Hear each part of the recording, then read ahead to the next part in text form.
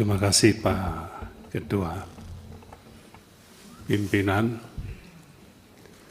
Komisi 3, Bapak Ibu anggota Komisi 3 yang saya banggakan, Bapak Jaksa Agung,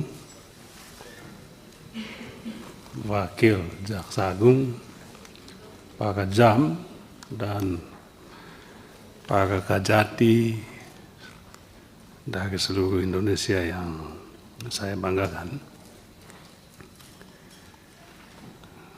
Saya juga menyampaikan profesiat kepada Pak Jaksa Agung periode lalu yang saat ini pada pemerintahan Presiden Prabowo juga dipercaya menjadi Jaksa Agung. Ini berarti punya prestasi lah.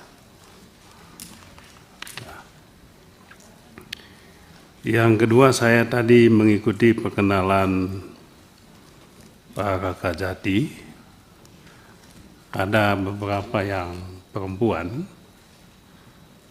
saya memberikan apresiasi atas promosi untuk jaksa-jaksa yang perempuan ya. Tapi sempat saya bertanya, mengapa tidak ada yang di depan ini Pak? Di depan semua laki-laki, atau mungkin saya punya mata agak tidak jelas begitu, mungkin ada yang semua laki-laki ya kalau saya tidak salah. Ya kalau di sini, di sana Pak. Ya, mohon maaf, saya kalau pakai kacamata saya bisa lihat dengan jelas, tapi kacamata kadang-kala berat sekali kalau membawanya. Yang kedua, saya ingin menanggapi kasus yang dengan spesifik disebutkan di sini.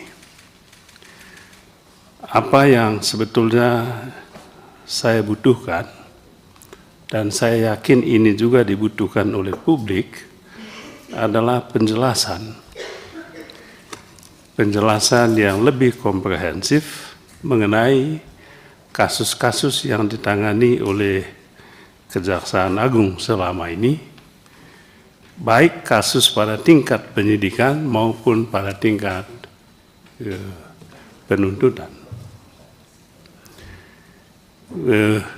Mohon maaf sekali, kita periode yang lalu memang tidak punya cukup waktu untuk bisa berinteraksi, bisa melakukan tanya jawab, dan lebih dari itu kita memohon dan meminta pertanggungjawaban. Saya rasa pertanggungjawaban itu penting. Pertanggungjawaban atas apa yang dilakukan. Apalagi ini menyangkut hak asasi manusia,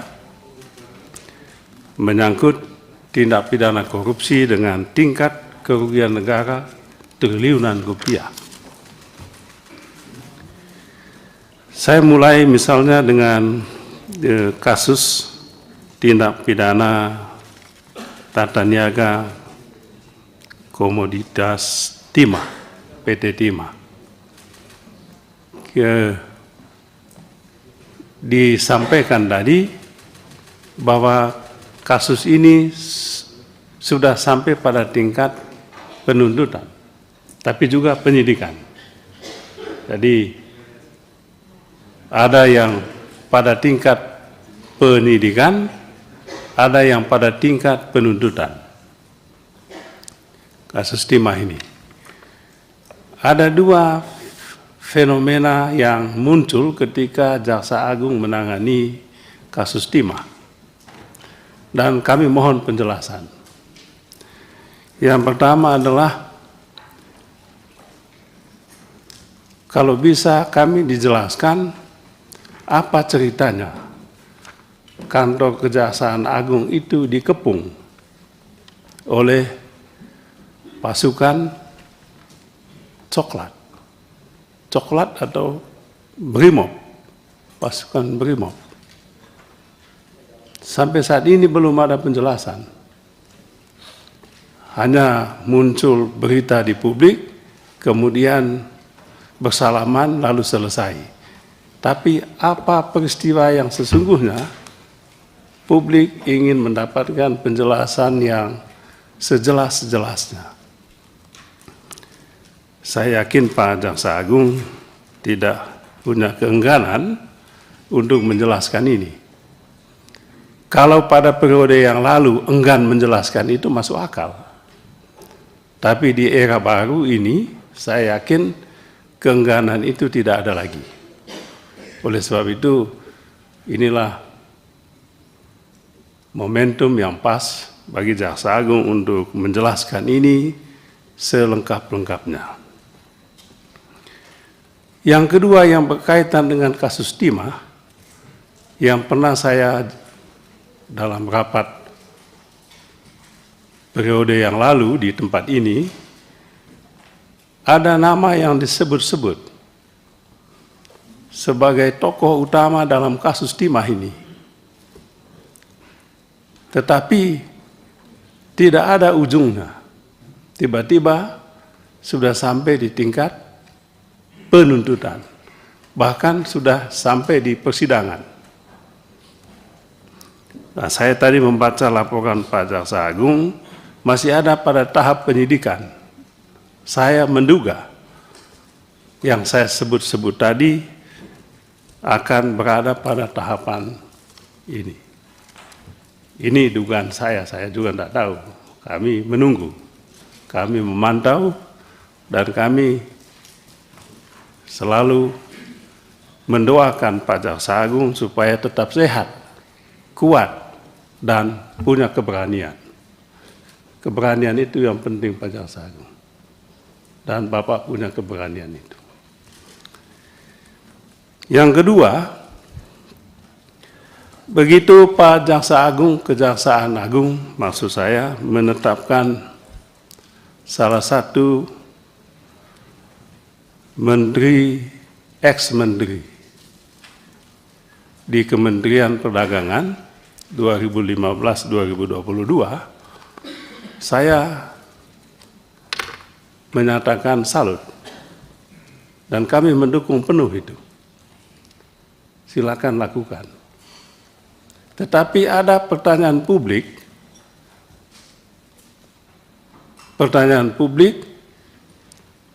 yaitu apakah yang lain juga akan mendapatkan perlakuan yang sama. Menurut saya, kalau Pak Tom Lembong pada saat ini ditetapkan sebagai tersangka, menurut saya itu hanyalah strategi Kejaksaan Agung. Berarti yang lain-lainnya siap menanti peristiwa yang kurang enak itu. Jadi saya punya positive thinking, dan menurut saya itu strategi yang tepat. Sebab yang lain-lain itu agak sulit kan Pak Jaksa Agung. Mungkin itu yang gampang. Kita mulai dari yang gampang, jangan mulai dari yang sulit. Saya teringat dengan Pak sahabat saya ini, mantan Kajati, ketika saya masih SMA dulu. Guru saya mengatakan, Pak Beni, kalau mau menjawab pertanyaan pada saat ujian, mulailah dengan yang gampang. Jangan mulai yang sulit. Sebab yang sulit ini nanti tidak selesai jawab, waktunya habis. Saya teringat dengan nasihat guru saya ini ketika Kejaksaan Agung begitu lincah menetapkan saudara Tom Lembong jadi tersangka dalam kasus impor gula ini. Itu pintu masuk. Mudah-mudahan pintu masuk betul Pak Jaksa Agung. Jadi jangan sampai batas sampai di pintu masuk. Jadi itu pintu masuk supaya apa? Duc in altum dalam bahasa Yunani kuno harus duc in altum. Maksudnya apa? Masuk lebih dalam lagi. Tapi bagaimana masuk lebih dalam kalau yang dangkal ini belum disentuh? Sentuh yang dangkal dulu, baru masuk ke laut yang lebih dalam lagi. Kami menunggu itu.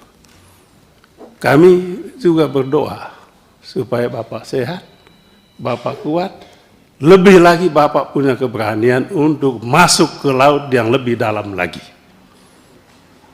Ada berapa menteri di kementerian itu, Mas Bambang? Ada 5 ya? Iya. Supaya tidak ada prasangka bahwa Presiden Prabowo punya dendam politik. Saya yakin tidak. Saya tadi pagi juga membaca berita headline Kompas. Bapak Presiden kita dalam pertemuan di Amerika dengan masyarakat Indonesia, Amerika dengan tegas disebutkan korupsi adalah kanker ekonomi. Apa yang Bapak lakukan ini sudah sangat tepat. Lanjutkan Pak. Jangan berhenti. Kalau bisa Pak Ketua 3 bulan lagi kita rapat di sini. Kita menagih yang lain-lainnya ini. Mohon Bapak Jaksa Agung tetap solid di dalam penting Pak. Di Bapak Jaksa Agung didukung oleh 38 Kajati ini.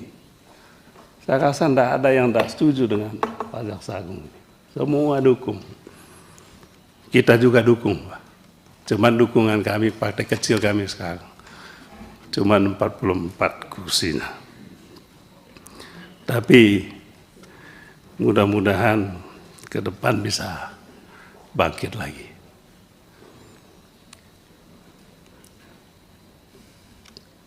Kemudian yang ketiga Pak,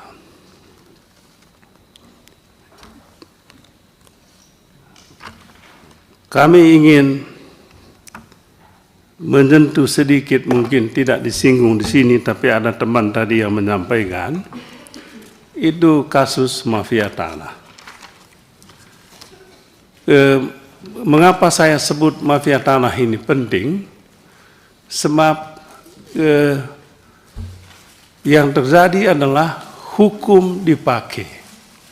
Hukum dipakai, terutama hukum pidana, dipakai oleh para mafia ini untuk merampok tanah rakyat.